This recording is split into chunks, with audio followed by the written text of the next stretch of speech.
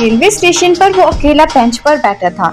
हाथ में एक पुराना सा लिफाफा था जिस पर मिट्टी जमी हुई थी और अल्फाज धुंधले हो चुके थे। वो बार बार इस लिफाफे को गौर से देखता, आंखों में एक नमी आ जाती, फिर वो निगाहें झुका लेता। इसका नाम सलीम था, उम्र 60 के करीब, मगर चेहरे पर झुर्रियों के साथ एक अजीब सी जवानी बाकी थी, जैसे वक्त ने इसे माजी में कैद कर रखा हो। रेलवे प्लेटफॉर्म पर आने वाले मुसाफिरों को वो अजीब सा लगता था। कई लोग इसे पागल समझकर नजरअंदाज कर देते, मगर कोई जानता नहीं था कि इसके दिल में एक ऐसी कहानी छुपी थी जो वक्त के पन्नों पर लिखी गई थी, मगर कभी मुकम्मल नहीं हो सकी। सलीम का ताल्लुक एक छोटे से गांव नूरपुर से था। जवानी में वो गांव का सबसे खूबसूरत और ज़हीन लड़का माना जाता था।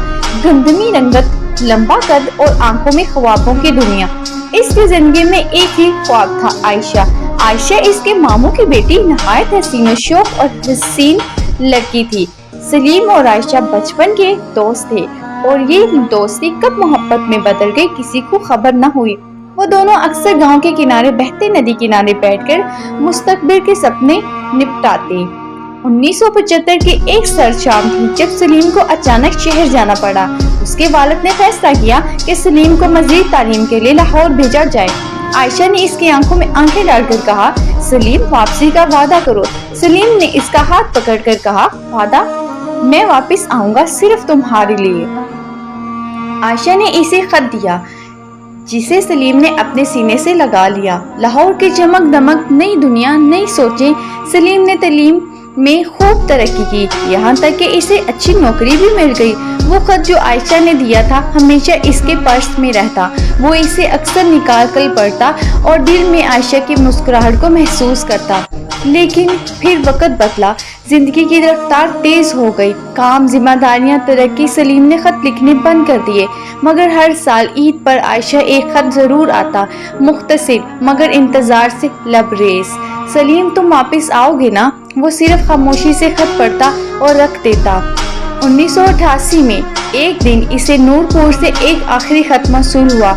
इस पर सिर्फ चंद अल्फाज दर्ज थे, अब तुम्हारी वापसी की जरूरत नहीं, मैं जा रही हूँ। लिफाफे के नीचे एक तारीख लिखी थी, 15 मार्च। इस खत को देखता रहा और दिल से जैसे साकित हो गया। वो फौरन गांव गया, मगर बहुत देर हो चुकी थी। आयशा का इंतकाल हो चुका था। दिल की बीमारी ने इसे आहिस्ता आहिस्ता तोड़ा और वो इंतजार में जिंदगी हार गई। वक्त का कैदी सलीम कभी वापस शहर नहीं गया। इसने गांव छोड़ दिया, नौकरी छोड़ दी और एक मुसाफिर बन गया। हर साल 15 मार्च को वो इसी रेलवे स्टेशन पर आता जहां से वो शहर गया था। वही पुराना बेंच, वही पुराना लिफाफा और वही खामोशी।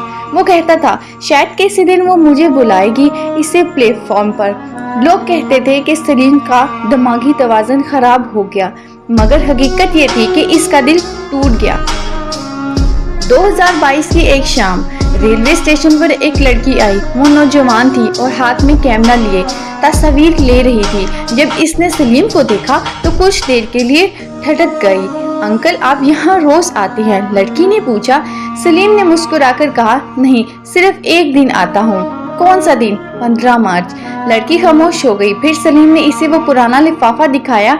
ये मेरी जिंदगी है, आखिरी खत। लड़की ने लिफाफा खोला और इसमें से आयशा का खत निकाला। खत का कागज पीला हो चुका था, मगर अल्फाज आज भी वाज़िया थे।